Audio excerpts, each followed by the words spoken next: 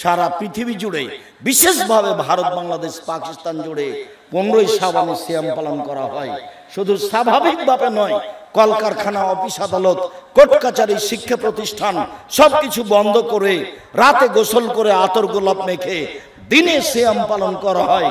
তার নাম 15 শাবান, অথচ তা উজ্জ্বল শরীয়তে স্পষ্ট বেদাত। যারা প্রতি মাসে 3 দিন সিয়াম থাকে তারা শাবানে 3 দিন সিয়াম থাকবে, অন্যথায় যারা রিপোর্ট ধরার জন্য সিয়াম থাকবে তারা 15 পর্যন্ত রাখবে, আরো বেশি 20-25 পর্যন্ত রাখবে। রাসূল সাল্লাল্লাহু আলাইহি সাল্লাম বলেন, পৃথিবীর মানুষ শুনে রেখো, বৃহস্পতিবার এবং সোমবার সাপ্তাহিক রিপোর্ট পেশ করা হয়। আমার যখন রিপোর্ট পেশ করা হবে তখন আল্লাহ দেখুক আমি সিয়াম আছি। আমার বৃহস্পতিবার সোমবার সাপ্তাহিক রিপোর্টের সময় তোমাকে সিয়াম অবস্থায় দেখাতে চাই, এটা আমার বড় সাদ।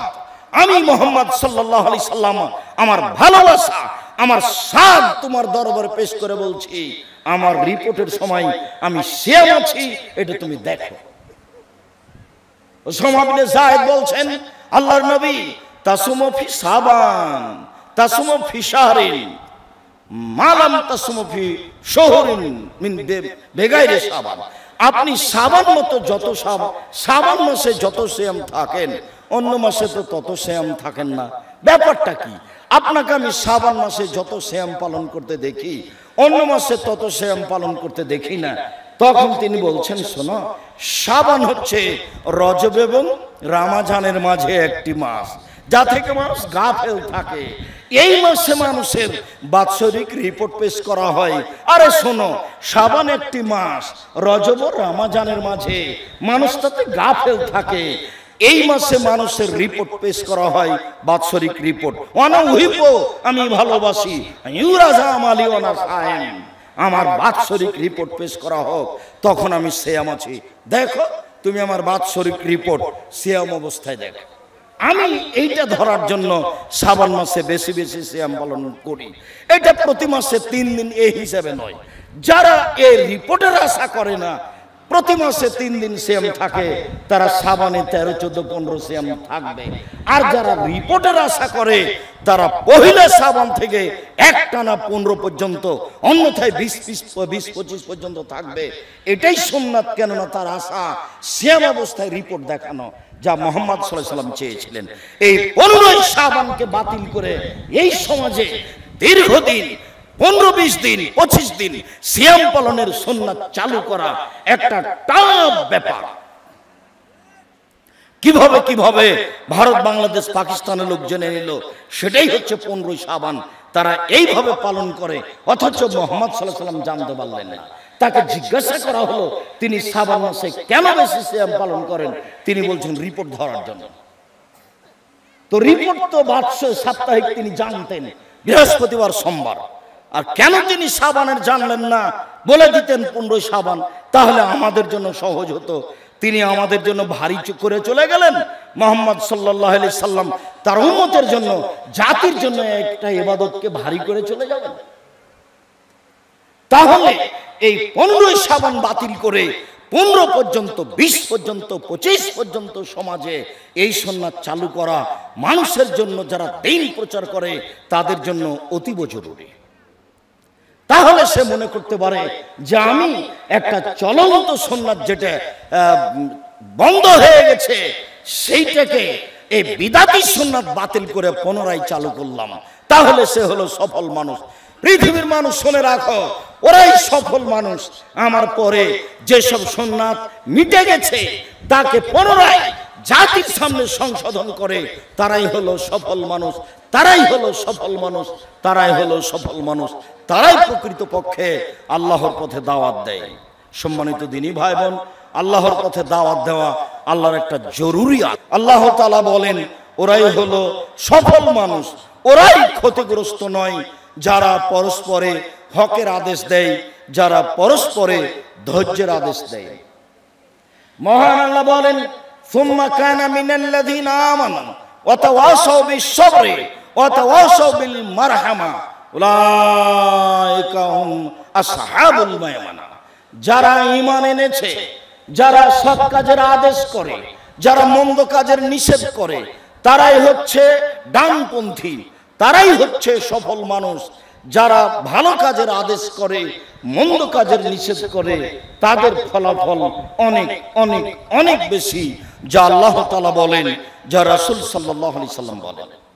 আব্দুল্লাহ ইবনে মাসউদ রাদিয়াল্লাহু তাআলা আনহু বলেন, রাসূল সাল্লাল্লাহু আলাইহি ওয়াসাল্লাম বলেছেন, মান দাল্লা আলা খাইরিন ফালাহু মিসলু আজরি ফাইলিহি। যে ব্যক্তি ভালো কাজের কথা বলে, সে ওইরূপই নেকি পাবে যে ভালো কাজ করেছে, ও যে নেকি পাবে। তাহলে তো যারা আল্লাহর পথে দাওয়াত দিচ্ছে, সেইটাতে যদি ভালো কথা হয় আর সেই কথা যদি মানুষ আমল করে, সব মিলে যত নেকি পাবে, যিনি দাওয়াত দিচ্ছেন তিনি একাই তত নেকি পাবেন। আবু হুরায়রা রাদিয়াল্লাহু তাআলা আনহু বলেন, রাসূল সাল্লাল্লাহু আলাইহি ওয়াসাল্লাম বলেছেন, মান সান্না সুন্নাতান হাসানাতান। কেউ যদি আল্লাহর নবীর, আল্লাহর কোনো মিটে যাওয়া নিয়ম নীতি সুন্নাতকে পুনরায় চালু করে, তাহলে সেই ব্যক্তি ওই আমল চালু করে সমাজে যে নেকি পাচ্ছে, সারা দুনিয়ার যত মানুষ আছে সবাই মিলে যা নেকি পায়, যে ভালো কাজটা চালু করেছে সে একাই তত নেকি পাচ্ছে। রাসূল সাল্লাল্লাহু আলাইহি ওয়াসাল্লাম সৎ আলমের কথা এইভাবে বলেন, যারা সৎ কাজের আদেশ করে, মন্দ কাজের নিষেধ করে, তাদের জন্য অনেক ফলাফল, অনেক প্রতিদান রয়েছে। এই কথা মুহাম্মদ সাল্লাল্লাহু আলাইহি সাল্লাম বলেন। সম্মানিত দিনী ভাই বোন, বলছিলাম আল্লাহর পথে দাওয়াতের কথা, যা রাসূল সাল্লাল্লাহু আলাইহি সাল্লাম বলেছেন, দাওয়াত দিলে মানুষ কি ফলাফল পাবে। আবু হুরায়রা রাদিয়াল্লাহু তাআলা আনহু বলেন, রাসূল সাল্লাল্লাহু আলাইহি সাল্লাম বলেছেন, বাদাল ইসলামু গরীবা ওয়া সায়াদু কামা বাদা গরীবা ফাতুবা লিল গুরবায়ে।